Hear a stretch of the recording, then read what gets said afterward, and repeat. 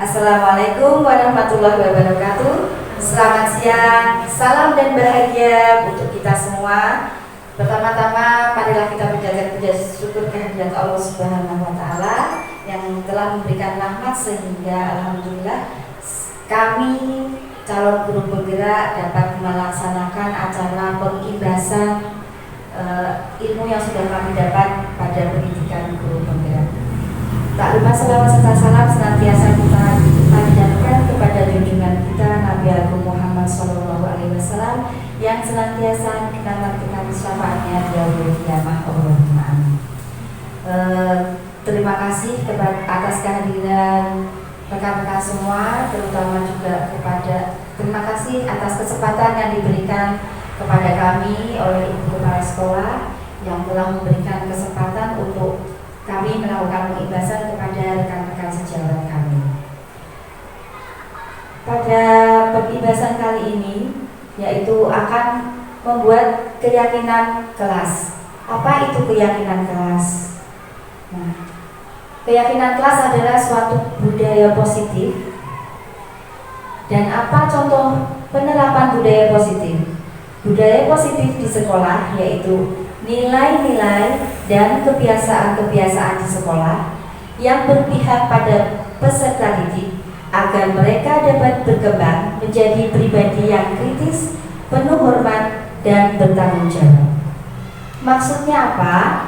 Ya, contoh penerapan budaya positifnya itu apa? Nah, nilai-nilai kebiasaan di sekolah yang berpihak kepada peserta didik. Apapun yang kita lakukan adalah semata-mata untuk peserta didik. Budaya positif itu terbentuk dari apa? Dari diri kita sendiri, dari guru. Karena guru adalah sebagai contoh dan teladan bagi murid. Sehingga untuk itu, untuk membuat budaya positif di sekolah, otomatis guru melakukan hal-hal yang positif yang bisa menjadi teladan untuk murid kita. Di dalam filosofi Ki Hajar Dewantoro disebutkan bahwa anak adalah bukan tabula rasa. Kalau zaman sekarang, teman-teman tahu istilah sekarang itu anak itu ibarat kertas kosong. Tapi ternyata itu adalah istilah yang salah. Dalam tabula rasa, anak adalah kertas yang sudah ada berisi titik-titik samar. Titik-titik samar itu apa? Dia sudah membawa dari lahir bahwa dia mempunyai kodrat sejak lahirnya. Kita sebagai guru hanya menebalkan apa yang sudah menjadi pembawaan anak, kita tebalkan dan kita tuntun menjadi hal yang positif. Nah, jadi mulai sekarang pemahaman kita tentang anak sebagai kertas kosong yang bisa kita isi apa saja itu dalam Merdeka Belajar sudah tidak sesuai lagi. Jadi anak itu sebetulnya dia sudah punya pembawaan dari lahir, kemudian kita hanya menuntun arahnya menjadi melakukan hal-hal yang positif. Yang kedua yaitu semua anak terlahir dengan bakatnya masing-masing karena anak adalah unik. Nah, dengan demikian kita sebagai guru memberikan pembelajaran hendaknya yang berdiferensiasi karena mereka punya bakat masing-masing dan punya kesukaan masing-masing, sehingga pembelajaran tidak berpusat pada guru tetapi berpusat pada murid. Yang ketiga yaitu tentang budi pekerti. Budi pekerti yaitu bulannya jiwa manusia yang merupakan hasil dari bersatunya gerak pikiran, perasaan, dan kehendak atau kemauan sehingga menimbulkan suatu tenaga. Bagaimana kita membentuk budi pekerti seorang murid agar dia mempunyai keinginan untuk selalu berkarya, bagaimana dia mempunyai perasaan empati kepada teman-temannya, dan bagaimana dia bisa membangun raganya agar bisa bertumbuh dan berkembang sesuai dengan usianya. Kemudian tugas guru adalah menuntun bakat tersebut agar anak tumbuh dengan selamat dan bahagia. Guru ibarat petani, anak ibarat biji jagung. Jadi guru itulah yang akan mengolah lahan yang ditanami biji jagung. Biji jagung itu bisa tumbuh subur di lahan yang seperti apa, dan biji jagung itu bisa tidak subur, bahkan tidak bisa tumbuh di lahan yang seperti apa. Nah, lahan itulah yang kita olah sebagai guru. Jadi sebetulnya anak itu sama, tetapi perlakuan dari guru yang akan membuat mereka tumbuh berbeda-beda. Nah, bagaimana kita menyikapinya? Nanti di budaya positif ini kita akan bersama-sama mempraktekannya. Anak berkembang sesuai kodrat alam dan kodrat zaman. Jadi anak itu tidak boleh lupa akan budaya di mana dia lahir, tetapi dia juga harus mengikuti perkembangan zaman. Berpihak pada anak sepertinya sudah dilakukan oleh semua guru-guru di taman kanak-kanak, karena di taman kanak-kanak sudah ada diferensiasi dalam pembelajaran. Pasti guru sudah menyediakan, kita semua sudah menyediakan dalam pembelajaran itu dengan menyediakan berbagai ragam main di kelas kita, ya, kita sudah melakukannya. Kemudian selanjutnya yaitu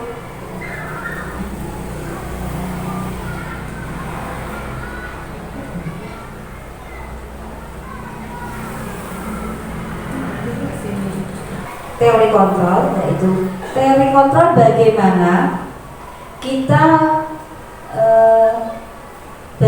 kita bersikap kepada murid, bahwa apa yang kita sampaikan itu tidak menyakiti murid, tidak semata-mata melarang, tetapi dengan kalimat-kalimat yang bisa diterima anak, tidak memberi efek menyakiti anak, tidak memberi efek untuk jangka panjangnya kepada anak. Di stimulus respon tentang dunia, bahwa realita kebutuhan kita itu sama, realita butuhku itu sama, tapi dalam teori kontrol hal itu tidak, bagi anak itu tidak sama. Wekku lebih apik, punyaku lebih bagus kalau untuk anak. Nah, itu dalam teori kontrol kita, bahwa di dalam teori kontrol tentang dunia, realitas kebutuhan kita itu berbeda sebetulnya. Bahwa semua orang melihat hal yang sama, Jadi ketika kita kadang ada anak yang suka berbagi, ada juga anak yang tidak suka berbagi, karena dididik untuk kalau kamu sudah punya jangan suka minta dari orang, misalnya seperti itu. Tapi dan semua itu tidak boleh disamakan, ya, ayo berbagi dan lain sebagainya, tidak boleh semata-mata melakukan ucapan seperti itu. Jadi guru mempunyai kontrol bahwa setiap orang memiliki gambaran yang berbeda, anak mempunyai gambaran berbeda. Kita mencoba mengubah orang agar berpandangan sama dengan kita juga tidak bisa. Karena apa? Karena kita hanya bisa berusaha memahami pandangan orang lain tentang dunia, ya, jadi tidak bisa mengubah orang dengan pendapatnya, tetapi kita hanya bisa berusaha memahami. Kemudian perilaku buruk dilihat sebagai suatu kesalahan. Semua anak yang melakukan perilaku buruk itu adalah salah di mata kita, tetapi sebetulnya semua perilaku memiliki tujuan. Anak yang nakal itu pasti ada motifnya. Nah, kita sebagai guru harus menggali motif itu. Motif dia suka merebut mainan teman itu apa? motif dia suka merebut makanan teman padahal dia sudah punya banyak itu apa, motif dia selalu jahil dengan anak lain dengan teman lain itu apa. Jadi kita tidak bisa semata-mata senengnya nyuwunan misalnya seperti itu, kok senengnya lari-lari di kelas, itu semua ada motifnya apa, yaitu kebutuhan dia yang tidak terpenuhi. Apa itu nanti bisa digali oleh guru.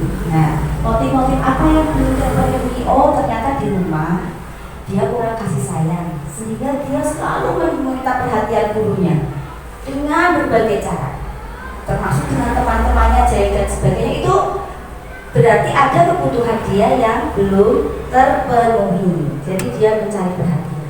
Kemudian apa motifnya? Kenapa anak tiba-tiba belum saatnya makan, belum berdoa sudah makan? Nah, itu tidak boleh semata-mata kita menyalahkan, ya. Semua perilaku punya tujuan. Jadi, lo kok wis mati sih? Belum berdoa lo. Nah, itu seperti itu. Kita harus bisa sebagai guru mengontrol, ya. Sebetulnya saya juga kadang-kadang masih belajar. Nah, di dalam hal ini kita tidak harus bisa mengontrol diri sebagai guru. Oh, ditanyakan saja. Mohon maaf, tapi kenapa? Aku berdoa sudah makan. Bu Indri tahu kalau dari itu aku lapar kok, bu guru lapar kok, teman-teman nggak berdoa. Ya, bu guru tahu. Jadi kita jelaskan, bu guru tahu bahwa lapar itu kebutuhan manusia akan makan. Tetapi, nanti kita jelaskan. Tetapi kita bagaimana? Harus bersama-sama, bersabar menunggu dan seperti itu. Jadi kita guru harus pandai-pandai memposisikan diri sebagai kontrol diri untuk tidak semudah itu melakukan menyalahkan anak, karena semua kesalahan anak itu pasti punya motif di belakangnya. Mereka tidak tahu itu salah atau tidak. Demikian. Kemudian orang lain bisa mengontrol saya. Padahal kenyataannya hanya saya yang bisa mengontrol diri saya. Kemudian pemaksaan ada pada saat bujukan gagal. Nah, inilah yang sering terjadi. Ya, pemaksaan ada pada saat bujukan gagal. Kadang-kadang kita sudah bujuk-bujuk, apalagi yang ketika ada anak yang tantrum, yang menangis seperti itu. Saya sendiri, seperti itu. Akhirnya keluarlah bujukan-bujukan itu, yang sebetulnya itu adalah pemaksaan. Nah, bagaimana yang sebaiknya kita sebagai kontrol, kita pandai berkolaborasi dan konsensus menciptakan pilihan-pilihan baru. Demikian. Model berpikir menang dan kalah. Itu dalam kenyataannya kita harus memposisikan anak itu model berpikir menang dan menang. Selanjutnya, apa makna disiplin? Pengertian disiplin di sekolah, disiplin yang dimaksudkan di sini bukanlah tata tertib sekolah, tetapi yang dimaksud disiplin di sini adalah tanggung jawab dari anak terhadap peraturan-peraturan di sekolah, baik itu peraturan tata tertib maupun peraturan yang lainnya yang berlaku di sekolah tersebut. Jika setiap siswa disiplin, maka dengan sendirinya tata tertib sekolah akan terjamin. Kira-kira setuju ya kalau pernyataan seperti ini? Ya. Dan menurut Ki Hajar Dewantara juga menyatakan bahwa untuk mencapai kemerdekaan atau dalam konteks pendidikan saat ini dan untuk menciptakan murid yang merdeka, syarat utamanya juga harus disiplin yang kuat. Disiplin yang dimaksud adalah disiplin diri yang memiliki motivasi internal, maka memerlukan pihak lain untuk mendisiplinkan kita. Apa itu motivasi internal? Motivasi internal adalah membiasakan anak tumbuh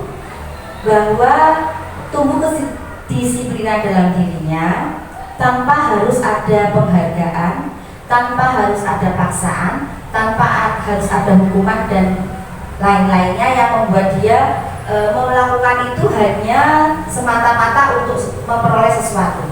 Ya, Misalnya dia datang tepat waktu itu karena dia memang dia tahu waktu, karena dia tahu waktu. Dia masuk kelas sudah otomatis menaruh barang-barangnya di tempat yang semestinya.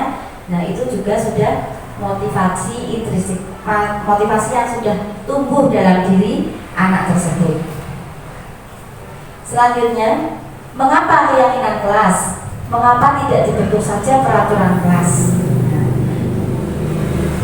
Nah, karena kalau keyakinan kelas itu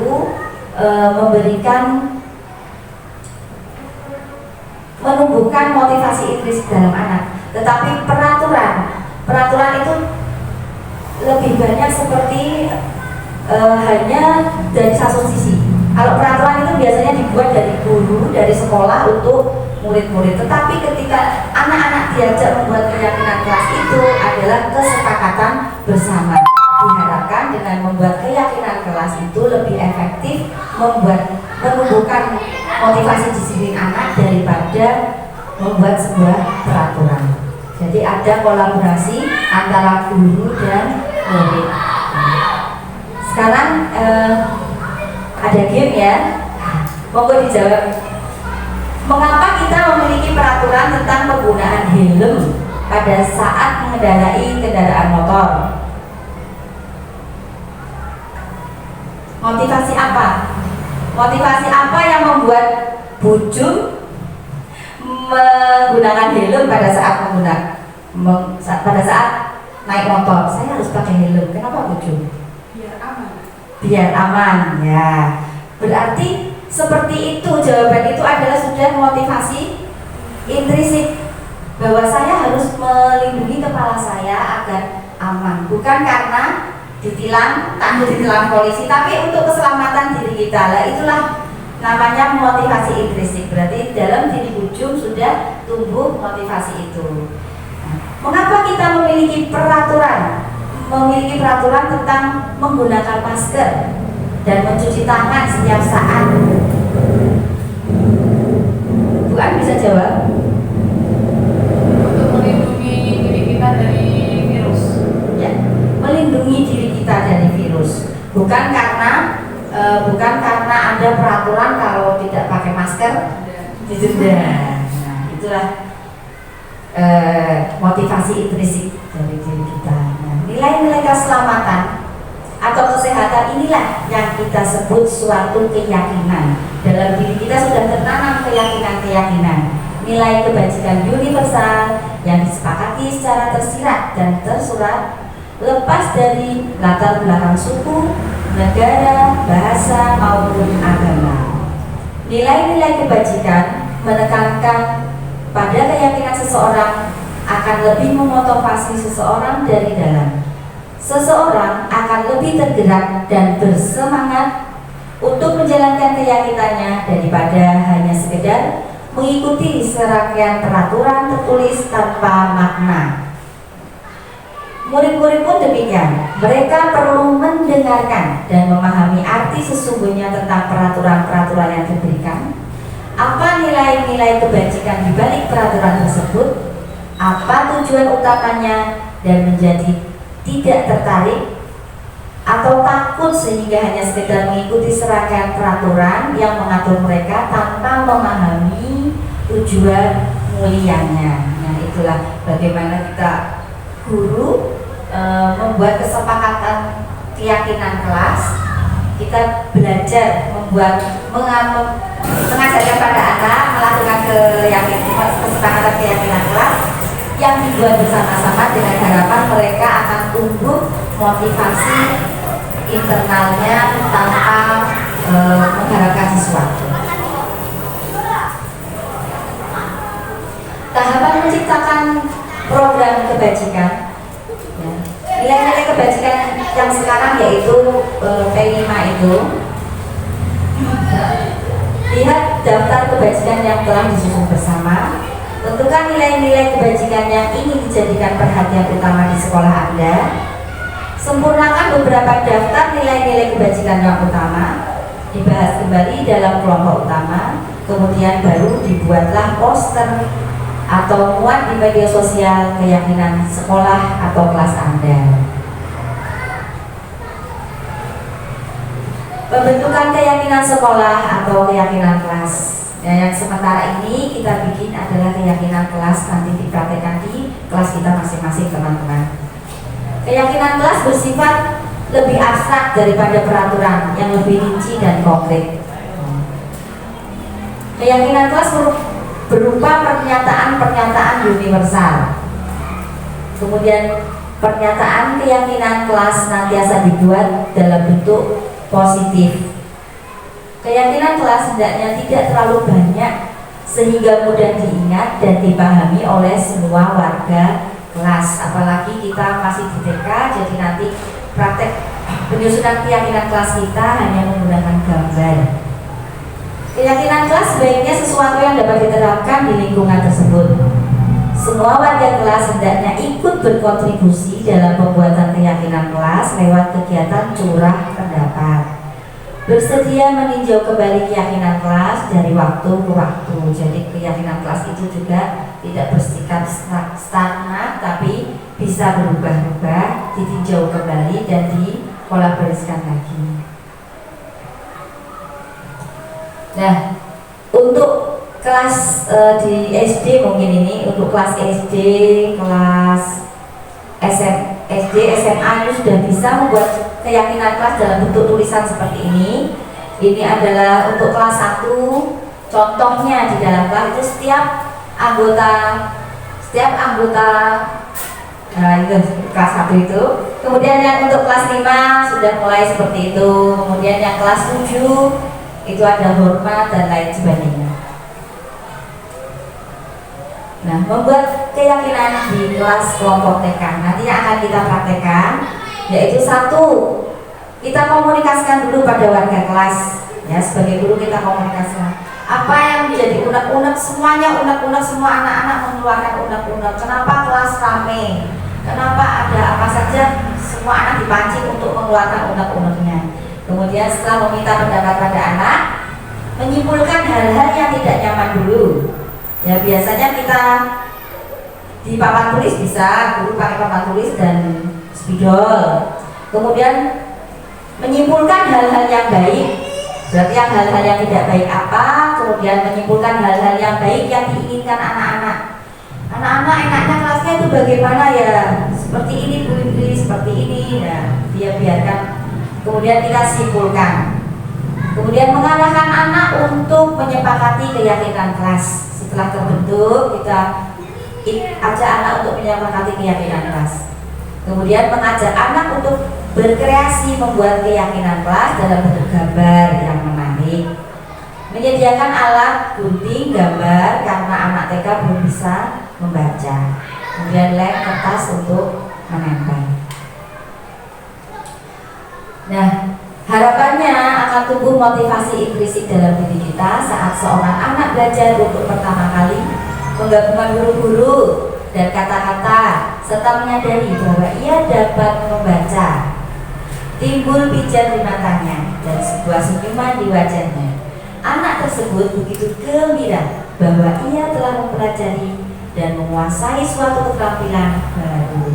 Kesadaran akan kemampuannya bahwa dia sudah dapat membaca sesungguhnya sudah merupakan suatu penghargaan. Jadi kita membiasakan anak tidak mengharapkan reward apapun untuk sebuah kesepakatan, untuk sebuah keyakinan. Demikian pembahasan kali ini dari kami. Banyak kekurangan, kami mohon maaf. Mari kita bersama-sama setelah ini praktek untuk membuat keyakinan kelas. Demikian dari kami. Wassalamualaikum warahmatullahi wabarakatuh. Bismillahirrahmanirrahim. Assalamualaikum warahmatullahi wabarakatuh. Waalaikumsalam warahmatullahi wabarakatuh. Alhamdulillah wassalatu wassalamu ala asrofil anbiya'i wal mursalin wa ala alihi wa sahbihi ajma'in, amma ba'du. Kepada rekan-rekan guru yang kami hormati dan kepada Bu Indri sebagai calon guru bergerak, pertama-tama marilah kita panjatkan puji syukur atas kehadirat Allah Allah Subhanahu wa taala yang telah memberikan begitu banyak nikmat kepada kita sehingga kita dapat berkumpul di sini dalam keadaan sehat walafiat, tidak ada kurang suatu apapun. Kedua kalinya sholawat serta salam kami haturkan kepada junjungan Nabi besar Muhammad Shallallahu Alaihi Wasallam yang senantiasa kita nantikan syafaatnya di yaumul akhir. Amin ya rabbal alamin. Rekan-rekan yang kami hormati, kami sangat mendukung program Guru Penggerak ini. Semoga dengan adanya Guru Penggerak ini dapat membawa perubahan yang lebih baik ya, bagi seluruh sekolah pada khususnya dan bagi warga sekolah dan komunitas praktisi pada umumnya. Besar harapan kami Bu Indri dan calon guru penggerak yang lainnya nanti dapat mengimplementasikan dalam pembelajaran dan program sekolah. Mungkin itu saja yang dapat kami sampaikan. Semoga acara hari ini dapat berjalan dengan lancar dan dapat membawa manfaat bagi kita semua. Sebelumnya kami mohon maaf apabila ada tutur kata yang kurang berkenan di hati rekan-rekan semua. Kami akhiri, wassalamualaikum warahmatullahi wabarakatuh.